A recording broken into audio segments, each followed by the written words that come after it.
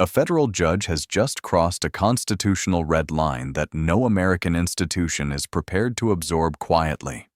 In early January 2026, while a sitting U.S. president was still on trial, witnesses were still under oath, and proceedings were actively underway.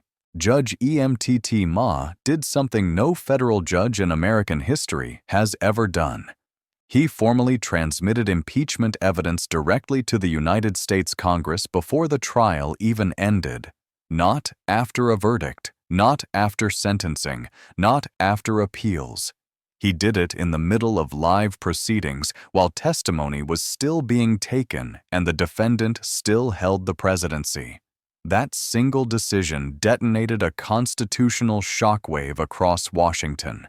If a judge is willing to trigger impeachment mid-trial, the question is no longer whether the evidence is serious, but what the court saw that was so dangerous it could not wait, and who is scrambling behind closed doors right now to stop what comes next. This was not symbolism. It was not political theater. It was a legal alarm bell. The court was signaling that the conduct already documented had crossed the threshold of impeachable high crimes and misdemeanors and now required immediate congressional action. The timing was not coincidental. The referral came less than 24 hours after Donald Trump's entire legal team was physically removed from the courtroom by federal marshals, escorted past cameras in full view of the public after the judge documented repeated lies under oath. Court officials later confirmed what many feared and few expected to hear stated so plainly. The referral involved impeachable conduct directly connected to the case currently before the court. That confirmation alone shattered decades of institutional restraint. But the fallout did not slow.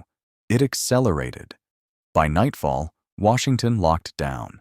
National Guard units deployed around federal buildings, transportation hubs, and congressional offices. Barricades went up, security checkpoints expanded, intelligence briefings escalated, Republican members of Congress began defecting in real time, and the President of the United States began posting threats of civil war on social media, daring Congress, daring the judiciary, and daring the Constitution itself to act against him. This is the moment the country has arrived at.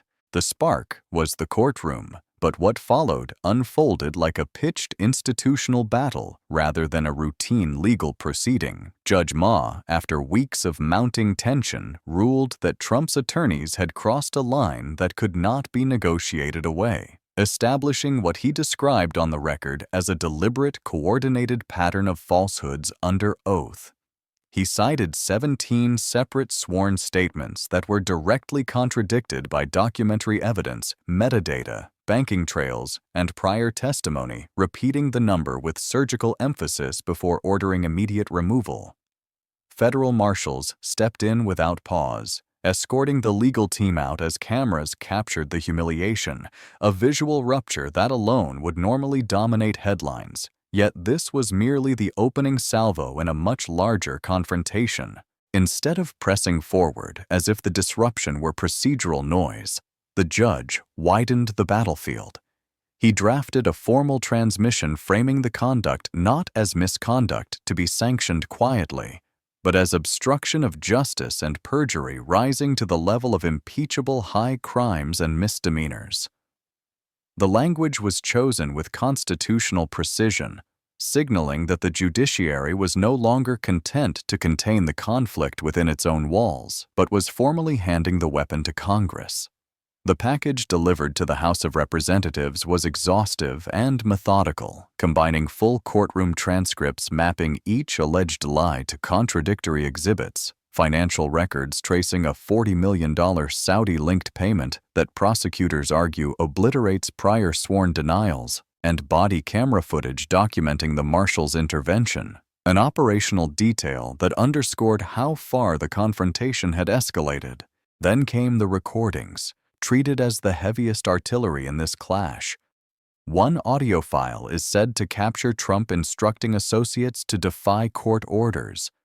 Another allegedly records him addressing federal judges not with abstract political rhetoric, but with personal threats of retaliation and disorder. Every second was sealed, logged, and indexed before being routed to the House Judiciary Committee, creating what legal observers describe as a mid-trial constitutional shock with no modern parallel. Not Watergate, not Nixon, not Clinton, because never before has a sitting federal judge injected the judiciary so directly and forcefully into the impeachment mechanism while proceedings were still live.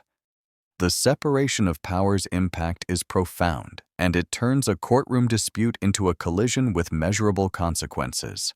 Here, the confrontation becomes almost tactical. The judiciary deploys evidence, timelines, and sworn records, while Trump's camp counters in the public arena with accusations of overreach and political warfare. Each side hardens positions, each move raises the stakes, and each statement adds fuel to the hostility, as if neither can retreat without surrender.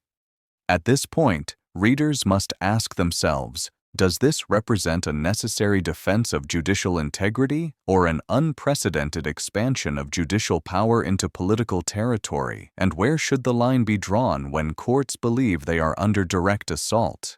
As the dust settles only temporarily and the House weighs its next maneuver, the question lingers whether this clash marks a singular anomaly or the opening of a new era in which trials and impeachments collide in real time.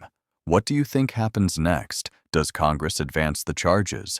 Or does this confrontation spiral into an even more volatile showdown that redefines the balance between courts, Congress, and the presidency? Congress, however, was not starting from zero. A dormant impeachment resolution, numbered 10235B3, had been sitting untouched since April 2025. 7 articles: bribery tied to emoluments violations, abuse of power, obstruction of justice, contempt of Congress, incitement, tyranny linked to military deployment schemes, violation of the oath of office. For months, it lacked momentum. Roughly 120 co-sponsors, not enough to move. That collapsed overnight. By the morning after Judge Ma's referral, the resolution surged to 220 co-sponsors, a clear majority of the House, enough to impeach immediately. The names being added stunned Washington. Republicans who had defended Trump publicly days earlier flipped without warning. Thomas Massie, Tom Tillis. Lawmakers once loyal now calculating survival. Massie stood before reporters and delivered the sentence no president ever wants to hear from his own party. Resign or face removal. He is unfit. That single statement signaled a structural collapse. Representatives Ro Khanna and Al Green invoked the 72-hour rule, a rarely used procedural weapon designed for moments when delay itself becomes dangerous. The rule forces a floor vote within 3 days. It was filed immediately. By January 11th, the House of Representatives will vote on impeachment. 3 days. That is the window. With 220 co-sponsors already committed, the outcome is no longer in doubt. The only remaining variable is margin. How many Republicans defect and how wide the fracture spreads. Every hour, more lawmakers quietly calculate the cost of staying versus leaving. They see the recordings, they see the transcripts, they see lawyers dragged out of court for perjury. They know defending this on television is no longer possible. At what point does defending a president become defending instability, and has that line already been crossed? Trump's response followed a familiar pattern, but with far greater danger. He flooded Truth Social with non-stop posts, all-caps denunciations, attacks on Judge Ma, claims of conspiracies. Then came the escalation that froze Washington, an explicit threat of civil war if Congress removes him. This is not campaign rhetoric. It is incitement. A sitting president threatening national violence if constitutional processes proceed. Law enforcement classified it as such immediately. Every post is now evidence. Every escalation strengthens the case against him. He is not defending himself. He is documenting his own instability. Washington transformed into a pressure cooker. Pro-Trump groups mobilized, screaming about betrayal and stolen power. Anti-Trump demonstrators demanded immediate removal. Law enforcement presence intensified. Intelligence agencies tracked extremist chatter.